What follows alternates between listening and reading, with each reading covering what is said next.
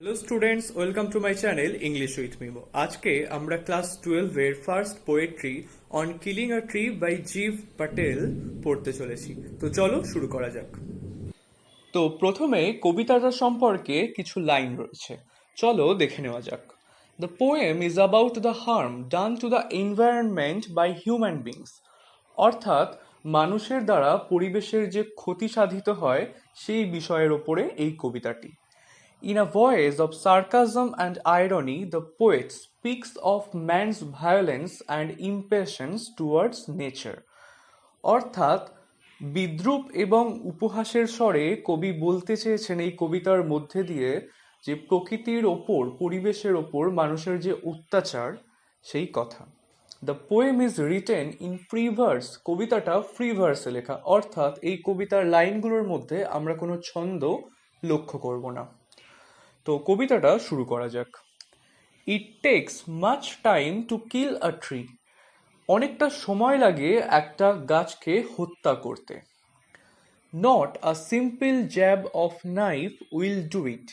একটা ছুরির আঘাতে কিন্তু এটা সম্ভব হবে না। It has grown slowly consuming the earth. Consume অর্থাৎ শুষে নেওয়া। কনজিউমিং দ্য আর্থ, আর্থ অর্থাৎ পৃথিবী বা মাটি। আমরা জানি একটা গাছ মাটি থেকে জল, খনিজ লবণ, প্রয়োজনীয় পুষ্টি সংগ্রহ করে। তো মাটি থেকে সেই প্রয়োজনীয় পুষ্টি কনজিউম করে স্লোলি, ধীরে ধীরে গাছটা বেড়ে উঠছে। রাইজিং আউট অফ ইট অর্থাৎ মাটি থেকে মাথা চাড়া দিয়ে উঠছে। ফিডিং আপন ইটস ক্রাস্ট। ক্রাস্ট অর্থাৎ ভূত্বক, মাটির একদম উপরের অংশ। সেই ভূত্বকের থেকে গাছ তার প্রয়োজনীয় পুষ্টি, খাবার সংগ্রহ করছে এবং ধীরে ধীরে বেড়ে উঠছে। Absorbing years of sunlight, air, water and out of its leprous hide sprouting leaves. প্রথমে বলেছে অ্যাবজর্বিং ইয়ার্স অফ সানলাইট। আমরা জানি একটা গাছের খাদ্য তৈরি করতে প্রধান যে জিনিসের দরকার সেটা হচ্ছে সূর্যালোক। সূর্যালোক ছাড়া গাছ খাদ্য তৈরি করতে পারে না। তো অনেক বছর ধরে সেই সূর্যালোক গাছ অ্যাবজর্ভ করছে, গ্রহণ করছে। এবং আর কি কি লাগে? এয়ার অর্থাৎ অক্সিজেন, কার্বন ডাই অক্সাইড। গাছ খাদ্য তৈরির সময় পরিবেশ থেকে কার্বন ডাই অক্সাইড গ্রহণ করে এবং অক্সিজেন ত্যাগ করে। তো এয়ার লাগছে, ওয়াটার জল, জলের সঙ্গে তার খনিজ পদার্থ, খনিজ লবণ সেগুলো আসছে। And out of its leprous hide. Leprous অর্থাৎ লেপ্রসি হলো একটা রোগ যেটাকে আমরা বাংলায় কুষ্ঠ রোগ বলে জানি। একসময় রোগটা কিওরেবল ছিল না, বাট এখন সেটা খুব সহজেই কিওরেবল। তো যাই হোক, লেপ্রস বা যেসব কুষ্ঠ রোগী তাদের চামড়া অর্থাৎ গা হাত পা খুব খসখসে, বিবর্ণ, সেখানে অনেক রকমের দাগ, ক্ষত ইত্যাদি থাকে। তেমনি গাছের ছাল বা বাকলে লেপ্রস অর্থাৎ কুষ্ঠ রোগীদের মতো অনেক সময় বিবর্ণ হয়ে যায়, সেখান থেকে ছাল বাকলের কিছু অংশ উঠে আসে। পেয়ারা গাছে আমরা এই লেপ্রস জিনিসটা বেশি ভালো দেখতে পাবো। এই বিবর্ণ হয়ে যাওয়া খসখসে বাকল থেকে আবার ছোট পাতা সেখান থেকে বেরিয়ে আসে, sprouting leaves. So hack and chop, but this alone won't do it. তো প্রথম স্টাঞ্জায় আমরা দেখলাম একটা গাছ কিভাবে মাটি থেকে তার রসদ সংগ্রহ করে সূর্যালোক, জল এবং বাতাসের মাধ্যমে বেড়ে ওঠে, সেই প্রক্রিয়া কবি বর্ণনা করেছেন। ঠিক তার পরের স্টাঞ্জায় একটা গাছকে কিভাবে মানুষ হত্যা করার জন্য তার উপর অত্যাচার করা হয়, আঘাত হানা হয়, সেটাকে তুলে ধরেছে। বলছেন so hack and chop. Hack অর্থাৎ কোপ দেওয়া, অ্যান্ড চপ অর্থাৎ কুচি কুচি করে কাটা। But this alone won't do it. তো একটা গাছকে যদি কুচি কুচি করে কাটা হয়, কোপ দেওয়া হয়, তাতেও কিন্তু গাছটা মরবে না। Not so much pain will do it. এরকম ভাবে গাছটাকে কষ্ট বা যন্ত্রণা দিলেও গাছটা কিন্তু পুরোপুরি ভাবে মারা যাবে না। The bleeding bark will heal. Bleeding, bleeding শব্দটার অর্থ রক্তপাত হওয়া। একটা গাছেরও কিন্তু আমরা যদি গাছটাকে আঘাত করি, কোপ দিই কোনো অস্ত্র দিয়ে, গাছটা কিন্তু ব্লিড করবে, অর্থাৎ গাছ থেকে কিছু রস বেরিয়ে আসে, সেটাই গাছের রক্ত। দ্য ব্লিডিং বার্ক, এই রক্তক্ষরিত গাছের বাকলটা কিন্তু ধীরে ধীরে সময়ের সঙ্গে আবার আগের অবস্থায় ফিরে যাবে। And from close to the ground, এবং মাটির খুব কাছ থেকে, উইল রাইজ কার্লড গ্রিন টুইগস। কার্লড অর্থাৎ কোঁচকানো, গ্রিন সবুজ, টুইগস ছোট ছোট পাতা।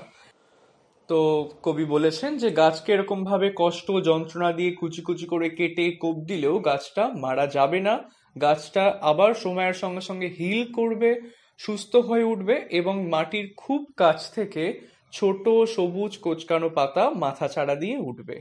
Miniature boughs, miniature boughs, miniature অর্থাৎ ছোট ছোট, বাউজ অর্থাৎ ডালপালা, ছোট ছোট ডালপালা আবার সেখান থেকে জন্ম নেবে।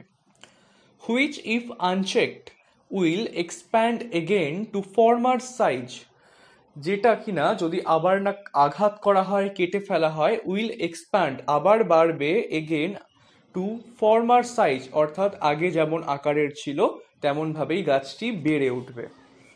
No, the root is to be pulled out. Root অর্থাৎ গাছের যে মূল, শিকড়, সেটাকে পুরোপুরি তুলে ফেলতে হবে। Out of the anchoring earth. Anchoring, anchor শব্দটার অর্থ হলো নোঙর, অর্থাৎ একটা জাহাজের নোঙর যেমনভাবে মাটির মধ্যে গিঁথে থাকে জাহাজটাকে ধরে রাখার জন্য, ঠিক তেমনি গাছের মূলটা, শিকড়টা মাটির মধ্যে যেন অ্যাঙ্কর করে থাকে, আঁকড়ে ধরে থাকে, সেই গাছের মূলটাকে টেনে তুলতে হবে। It is to be roped tight, তো বলছে গাছটাকে শক্ত করে দড়ি দিয়ে বাঁধতে হবে। And pulled out, snapped out, এবং টানতে হবে। পুলড আউট টানা, এবং স্ন্যাপড আউট, স্ন্যাপড অর্থাৎ জোরে হ্যাঁচকা টান দেওয়া, অর পুলড আউট এন্টায়ারলি, পুরোপুরিভাবে টেনে তুলতে হবে। Out from the earth cave, earth cave, earth অর্থাৎ পৃথিবী বা মাটির, কেভ গাছটা যে জায়গায় থেকে বৃদ্ধি পায়, বেড়ে ওঠে, সেখান থেকে যদি গাছটাকে তুলে ফেলা হয় সেখানে একটা কিন্তু গর্ত সৃষ্টি হবে, একটা গহ্বরের সৃষ্টি হবে যেখানে গাছটার রুটটা, শিকড়টা পোঁতা ছিল। তো সেই আর্থ কেভ থেকে পুরোপুরিভাবে তুলে ফেলতে হবে। And the strength of the tree exposed, এবং গাছের শক্তিটা প্রকাশিত হয়ে পড়বে বা বেরিয়ে আসবে। গাছের শক্তি কোনটা না, গাছের যে শিকড় বা মূলটা, যেখান থেকে গাছ মাটির মাধ্যমে খনিজ লবণ, জল ইত্যাদি শোষণ করে, সেটা কিন্তু গাছের শক্তি, গাছের রুট।